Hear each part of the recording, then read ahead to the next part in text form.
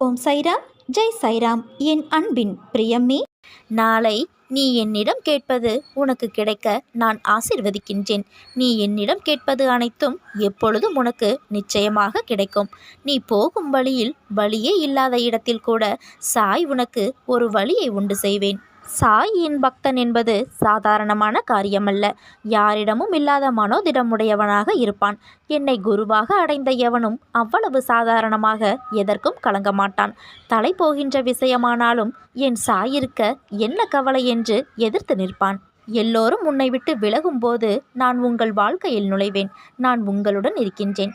உங்களுக்கு யாரும் இல்லாத போது உனக்கு துணையாய் எப்பொழுதும் நான் இருப்பேன். எங்கு போனாலும் கூப்பிடு, உனக்காக நான் ஓடோடி வருவேன்.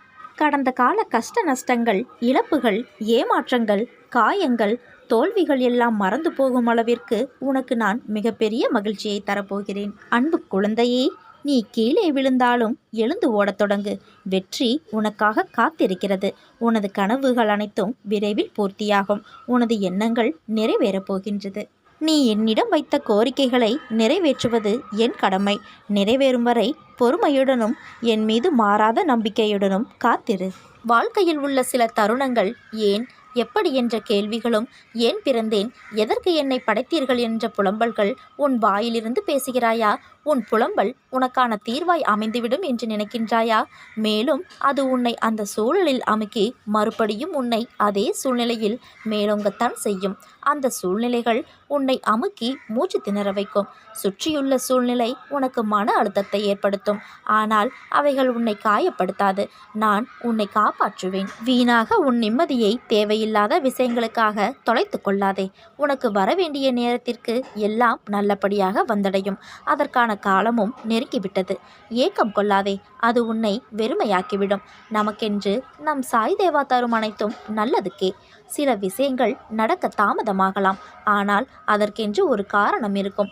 நமக்கு எது நடந்தாலும் அது நம் நல்லதுக்கு மட்டுமே இருக்கும். நல்லது என்ற விஷயம் கிடைக்க தாமதமாகலாம், ஆனால் உனக்கு கண்டிப்பாக நல்லதே நடக்கும். என் கையில் இருந்து ஆசி பெற்று சந்தோஷமாக வாழ்வாய். உன் வாழ்க்கையில் மழை அடித்து கொண்டே இருக்கிறது. என்ன செய்வது என்று அறியாமல் வெள்ளத்தில் தத்தளிக்கின்றாயா? ஒதுங்கக்கூட இடைவெளி இல்லை, கண்ணீர் வழிகின்றது என்று வருந்தாதே. உன் வாழ்க்கையில் புயலாய் சூறாவளியாய் வந்த அனைத்து சீற்றங்களும் வந்த தடம் தெரியாமல் மறையப் போகிறது. மாயை நிறைந்த இந்த உலகில் நேர்மறையாய் வாழ்வது என்பது சவாலான செயல்தான். நேர்மறையில் வாழும்போது எதிர்மறையின் தொந்தரவும் மாயையே ஆகும். விதி என்ற ரூபத்தில் மாயை இருக்கத்தான் செய்யும். முன்னே உன் கால் சென்றால் நிழல்களாய் எதிர்மறை உன்னை பின்தொடரத்தான் செய்யும். அதனால் உன் மனதில் சோகம் என்ற நாளாம்படையை சேர விடாதே. அது உன் மனதை தூசியாக ஆக்கிவிடும். உன்னை பாதிக்கும் எந்த ஒரு நிகழ்வையும் தூக்கி எறிந்து செல். உன் மனதிற்கு ஒரு புத்துணர்ச்சி கிடைக்கும். நீ என் பரிபூரண அருளும் ஆசிர்வாதமும் அன்பும் பெற்ற என் செல்ல பிள்ளை. இன்றும் நான் உயிரோடு இருக்கிறேன் என்று உறுதியாக நம்பு. யார் கைவிட்ட போதிலும் என் பக்தனாகிய உன்னை நான் என்றும் கைவிட மாட்டேன். இது உன் சாயப்பாவின் என் சத்திய வாக்கு. நீ விரும்பிய வேளை உன்னை வந்து சேரும் காலம் வந்துவிட்டது. மகிழ்ச்சியாக இருக்கப் போகிறாய். இந்த ஜென்மத்தில் உன் வாழ்வின் முதல் பலனாக நீ என்னை அடைந்திருக்கின்றாய். அனைத்திலும் இருந்து உன்னை காக்க நான் விரைந்து வருவேன். நம்பிக்கையுடன் எனக்காக காத்திரு. உன் எண்ணங்களையும் உன் நிலையையும் நான் அறியாமல் இல்லை. இலையுதிர்காலமாக உள்ள உன் நிலை சீக்கிரமே பசுமையாக மாறப்போகிறது. உன்னை ஏளனமாக பார்த்து நகைத்தவர்கள் முன்னிலையில் நீ கொடியாய் உயர்ந்து நிற்கப் போகிறாய். உன்னை தாங்கும் கம்பாக நான் என்ற உன்னிடத்தில் உன் சாய்தேவாவை நீ என்ற சொல்லுக்கு அர்த்தம் கண்டாயோ, அந்த நொடி பொழுதிலிருந்தே உனக்காக நான் இருக்கிறேன். அதற்கு முன்பும் சரி, அதற்கு பின்பும் சரி, என் உயிராய் நீ என்றும் என்னிடத்தில் இந்த துவாரகமாயி தாயின் பிள்ளையாக வாழ்வாய். என் ஆசீர்வாதங்களுடன் அன்பும் எப்போதும் உனக்கு உண்டு. உன் கண்ணீரை துடை. உன் கண்களிலிருந்து கண்ணீர் வழியக்கூடாது. இது உன் உயிராய் நினைக்கும் உன் சாய்தேவா, உன் சாயப்பா, உன் துவாரகமாயி தாயின் ஆணை. நிச்சயம் வாழ்வில் நீ சந்தோஷமாக வாழ்வாய். மனம் தளராத நம்பிக்கை, அசராத பக்தி, இவை இரண்டுமே எப்பொழுதும் உங்களுடைய பிரதான குறிக்கோளாக வைத்துக்கொள்ளுங்கள்.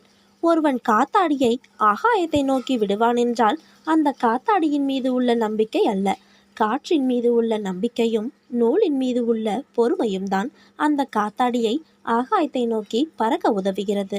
அதே போலத்தான் உங்களுடைய வாழ்க்கையும். நீங்கள் உங்களது குறிக்கோளை அடைய மிக முக்கியமானது நம்பிக்கையும் பொறுமையும் மட்டுமே. ஏற்றிவிடப்பட்ட காத்தாடி மீண்டும் தன் கையில் வர வேண்டும் என்றால் நாம் முதலில் சமாளிக்க வேண்டியது காற்றின் சீற்றத்தை தான். அதே போலத்தான் நம் வாழ்க்கை என்னும் பெருங்கடலை கடக்கும் பொழுது இடையில் ஏற்படும் சீற்றங்களை மிக கவனமாக கடக்க வேண்டும். அப்படி மிக கவனமாக எவன் ஒருவன் கடந்து செல்கிறான் என்றால் அந்த ஏற்றி விடப்பட்ட காத்தாடி ஆகாயத்தை தொட்டு மீண்டும் அவனுடைய பிரதான இலக்கை அடைந்து அவன் கையில் வந்து சேர்கிறது. இதே போலத்தான் உங்களது வாழ்க்கையில் ஒவ்வொரு முயற்சிகளிலும் உங்கள் குறிக்கோளை நோக்கி மட்டுமே இருக்க வேண்டும்.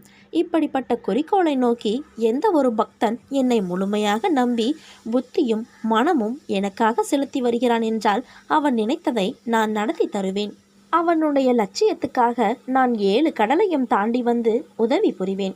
எந்த சூழ்நிலையிலும் மனதைரியத்தை இழக்க வேண்டாம். என் மீது நம்பிக்கை வை. உன் வெற்றியை நான் அமைத்து தருவது உறுதியாகும். என் வார்த்தை மீது நம்பிக்கை வை. எந்த கஷ்டம் வந்தாலும் நீ கவலைப்படக்கூடாது.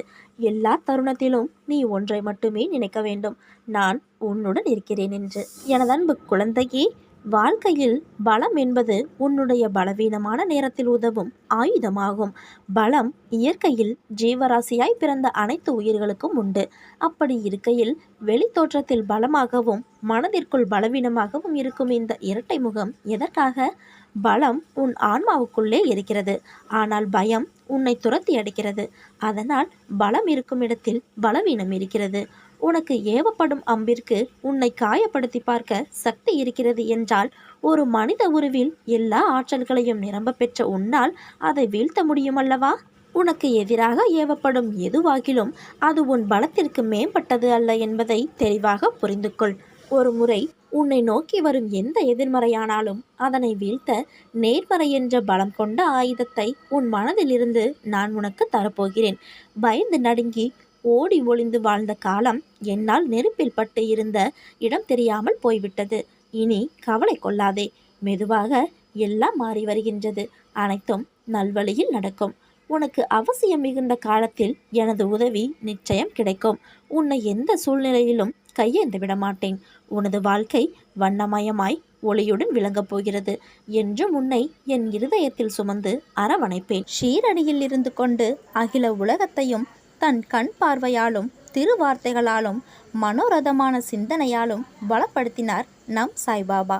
இவருக்கு முன் நின்று தன் குடும்ப வறுமையை சொன்னவர்களுக்கு விரைவிலேயே செழுமையை தந்த அருளாடல்களை இன்றைக்கும் சொல்லி சொல்லி பூரிக்கிறார்கள் பக்தர்கள் பலர். வறுமையால் வாடியவர்கள் இவரின் அருளால் வளமைக்கு மாறினார்கள். வழக்கில் சிக்கி கொண்ட சொத்துகள் இவரின் வார்த்தைகளால் நல்ல தீர்ப்பு கிடைக்க பெற்றார்கள். சொத்தும் பங்களாவும் இருந்து குழந்தை பாக்கியம் இல்லாமல் தவித்தவர்களுக்கு இவர் கை தூக்கி ஆசிர்வதித்து தந்த விபூதி பிரசாதம் பிள்ளை செல்வத்தை தந்தருளியது. இப்படி பாபாவின் அருளை பெற்றவர்கள் தட்டு நிறைய பணத்தை காணிக்கையாக கொண்டு வந்து இவரின் காலடியில் வைத்து வணங்கினார்கள். எதையும் கேட்க மாட்டார் நம் பாபா. கேட்டு கேட்டு வாங்கி கொள்ளும் நிலையில் அவர் இல்லை. இல்லை என்ற சொல்லுக்கு அப்பாற்பட்டவர் பாபா. தேவைகள் என்பதையெல்லாம் கடத்த நிலையில் இருப்பவர் என்பதை நம்மை போன்ற சாமானியர்கள் அறிய மாட்டார்கள். நமக்கு சந்தோஷமும் திருப்தியும் மன நிறைவும் தருவது எது? பணம். அந்த பணத்தையே பாபாவுக்கு வழங்கினார்கள். அவரும் வேண்டாம் என்று சொல்லுவது இல்லை. பணமா யாருக்கு வேண்டும் என்று கேட்டு புறக்கணிப்பதும் இல்லை. இப்படி அன்பர்கள் வழங்கிய பணத்தை எல்லாம் மக்களுக்கே வழங்கினார் நம் சாய்பாபா.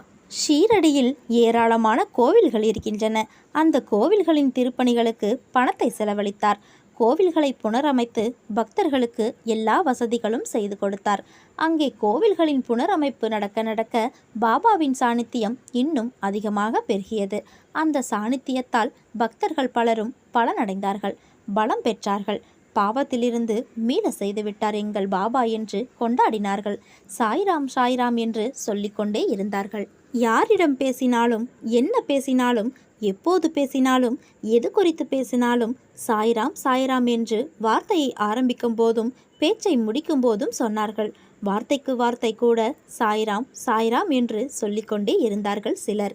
இன்றைக்கும் சாய்ராம் சொல்லிக்கொண்டே இருக்கிறார்கள் லட்சக்கணக்கான பக்தர்கள். பல்லாயிரக்கணக்கான பக்தர்கள் சாய்பாபாவை தங்கள் குடும்பத்தில் உறுப்பினர் போலவே வகித்து கொண்டார்கள். சாய்பாபாவும் எவரிடமும் பாரபட்சம் பார்க்காமலேயே எல்லோரையும் ஒரே விதமாக பாவித்தார். ஏழை பணக்கார வித்தியாசங்கள் எல்லாம் பாபாவிடம் கிடையாது. ஒரு பரம ஏழை கூட பாபாவின் சந்நிதிக்கு முன்னே வந்து நின்றுவிட்டால் பாபாவின் அருள் கிடைத்துவிடும் என்பது உறுதி செய்யப்பட்டது. சாதாரண ஊழியரும் அரசாங்க ஊழியரும் பாபாவுக்கு ஒன்றுதான். அரசு பதவி, கோடி கோடியாய் பணம் என்பதையெல்லாம் பொருட்படுத்தாமலேயே இருந்ததுதான் பாபாவின் தனிப்பட்ட மகத்துவ குணம் என்பதை பாபாவை அறிந்தவர்கள் உணர்ந்திருந்தார்கள். இன்று வரைக்கும் நாம் கண்ணீர் சிந்தும் போதெல்லாம் சூட்சம ரூபமாக வந்து நம்மை நம் கண்ணீரை துடைக்கின்றன பாபாவின் கருணை கரங்கள் என்பது லட்சக்கணக்கான பக்தர்களின் நம்பிக்கையாகும். பணக்கவலையோ மனக்கவலையோ எதுவாக இருந்தாலும் சரி, நம்பிக்கை நசிந்த தருணமாக இருந்தாலோ, நம்பிக்கையே துரோகமாக மாறிய மோசமான நேரமாக இருந்தாலோ, பிடிக்கொம்பென வாழ்க்கையில் எதுவுமே இல்லையே என்று கலங்கி தவித்து மருகினாலோ சாய்ராம் என்று சொல்லுங்கள். சொல்லிக்கொண்டே இருங்கள். நானும் என் குடும்பமும் சாப்பிடக்கூட வழியில்லையே என்று ஒருபோதும் துவண்டு விடாதே. ஒரே ஒரு தடவை யாருக்கேனும் ஒரே ஒரு பொட்டலம் உணவு கொடு. 4 வாய் தயிர் சாதம் கொடுத்துவிட்டு சாய்ராம் என்று சொல்லு. அந்த தயிர் சாத பொட்டலமே அமுத சுரபி என மாறி உங்கள் இல்லத்தில் தனம் தானியத்தை பெருகித் தரும். அதுதான் சாய்ராம் லீலை என்று சொல்லுகிறார்கள் லட்சக்கணக்கான கோடிக்கணக்கான பக்தர்கள். என்னை நினைப்பது உன் வேலை, உன்னை உயர்த்துவது என் வேலை. ஞானத்தை பெறுவதற்காக யாராவது என்னிடம் வருவார்களா என்று நான் பரிதவித்து கொண்டு இருக்கிறேன். அப்படிப்பட்டவர்களை ஏக்கத்துடன் எதிர்பார்த்து கொண்டு காத்திருக்கின்றேன். ஏராளமான ஞான நிதி என்னிடம் இருக்கிறது. அதை தோண்டி எடுத்து வண்டியில் சுமந்து செல்ல அழைத்தால் ஒருவரும் வருவது இல்லை. அப்படி என்னிடம் வந்து ஞானத்தை பெறுபவர்களை பெற்றெடுத்த தாய் மிகவும் புனிதமானவள். அப்பெண்ணின் மகனும் புனிதமானவனே. இவ்வுலக ஆசைகளால் அலைக்கழிக்கப்படுபவர்களுக்கு மனசாந்தி எப்போது கிடைக்கும்? அப்படிப்பட்டவர்களின் ஏக்கத்தை பார்த்து என் இதயம் உருகி போகிறது. கிடைத்தற்கரிய மானிட பிறப்பை பெற்றும் வீணான விவகாரங்களால் மன அமைதிக்கு மிக்க தூரமாகிவிட்டவர்களுக்காக நான் என்ன செய்ய முடியும்? என் சாநித்தியம், என் நாமஸ்மரணை, என் நற்போதனைகள், இவற்றில் ருசி ஏற்படாத பாக்கியசாலிகளை பற்றி நான் எவ்வளவு என்று கவலைப்பட வேண்டும்? இப்படிப்பட்டவர்களுக்கு மறுபிறவி எப்படி இல்லாமல் போகும்? நீங்கள் மிகவும் ஏங்கி தவித்தும் கிடைக்காதது ஏதாகிலும் இருந்தால் அது என் சங்கல்பமற்றதாகவே இருக்க வேண்டும். என் ஏக்கம் என்ன என்பதை நீ கிரகிக்க முடிந்தால் என் மார்க்கத்திற்கு நீங்களாகவே வருவீர்கள். அப்படிப்பட்ட யோகமே உங்களை என்னிடம் சேர்க்கும். என் மார்க்கத்தில் கிடைக்கும் சாந்தி வேறு எங்கும் இருக்காது. என் வார்த்தைகளின் மீது நம்பிக்கை வை. தமது பக்தர்கள் விஷயத்தில் எந்த ஒரு இடத்திலும் எங்கும் எந்த ஒரு நேரத்திலும் நிகழும் ஒவ்வொரு சம்பவத்தையும் பாபா அறிவார். நானா சாந்தோர்கருக்கு இறந்துவிடக்கூடிய ஒரு ஆபத்து நிகழ்ந்த போது பாபா நானா சாக இருக்கிறார், ஆனால் நான் அவரை சாக விடுவேனா என கூறினார். நானாவும் லேலை சாஸ்திரியும் அமர்ந்து பயணம் செய்த டோங்கா வண்டி குடை சாய்ந்தது. அவர்களுக்கு நேரவிருக்கும் பெரும் ஆபத்தை அறிந்த பாபா 4 கைகளையும் கண்ணுக்கு புலப்படாமல் நீட்டி காப்பது என்ற தமது காக்கும் சக்தியை உபயோகித்தார். நானா சாவிலிருந்து காப்பாற்றப்பட்டார். நந்தாராம் மார்வாடி வீட்டிலிருந்து பாபா ரொட்டி பீஸை பெறுவார். ஷீரடியில் தீவிரமாக பரவியிருந்த பிளேக் நோயால் பீடிக்கப்பட்டு ஷீரடியை விட்டே ஓடி சென்றுவிட அவர் நினைத்தபோது அவர் இறக்க மாட்டார் எனவும், எதுவாயினும் தமது உடலே அழிந்து போகும் வரை அவரை சாகவிடப் போவது இல்லை எனவும் அறிவித்தார். நந்தாராம் மார்வாடி மரணத்திலிருந்து காப்பாற்றப்பட்டு நீண்ட காலம் வாழ்ந்தார். பூடியிடம் ஜோதிடர் அவருக்கு ஒரு கண்டம், அதாவது மரண அபாயம் இருப்பதாக கூறிய போது, பாபா, என்ன உம்மை மரணம் தாக்கும் என அவர் கூறுகிறாரா? தாக்கு, நீ எப்படி தாக்குவாய், கொல்லுவாய் என நான் பார்க்கிறேன் என்று கூறினார். பிறகு பூடி அருகில் ஒரு பாம்பு வந்தது. அது அவரை தீண்டவில்லை, கொல்லவில்லை. ஒருவருக்கு மரணம் நேராது என சொல்லக்கூடிய சக்தி நிச்சயமாக தெய்வத்துடையதாகத்தான் இருக்க முடியும். இவ்வாறாக பாபாவின் சக்திகள் தெய்வத்தின் சக்திகள் என்பதை நாம் காணலாம். கடவுளே இல்லை என்று வாதாடியவன் எவனும் எனக்கு மரணமே இல்லை என்று வாதாட முடியவில்லையே. மரணம் என்று உணரப்படும் போதுதான் நம் பலருக்கு பக்குவம் வருகிறது. உனக்கு துன்பம் நேரும் பொழுதெல்லாம் நான் என்றும் உன் கூடவே இருப்பேன். உன்னுடைய நிழலாக நான் இருப்பேன். உன்னுடைய அசைவுகளை வைத்தே உன்னை அறிந்து கொள்பவன் நான். உன் பிரச்சனை என்ன, உன்னுடையது என்ன என்பது எனக்கு நன்கு தெரியும். எதை பற்றியும் கலங்காதே. நீ விழும்போதெல்லாம் தாங்கி பிடிக்கவும், மனம் உடையும் போதெல்லாம் தட்டி கொடுக்கவும், தனியே நீ அழும்போதெல்லாம் உன் கண்ணீரை துடைக்கவும் உன் அப்பா நான் இருக்கின்றேன். இன்று முதல் உன் வாழ்வு சிறக்கப் போகிறது. என் அற்புதங்கள் அனைத்தும் நிகழும். நீ நம்பிக்கையோடு இருந்தால் நல்லதே நடக்கும். சாயிருக்க பயமேன். ஓம் சாய்ராம். ஜெய் சாய்ராம்.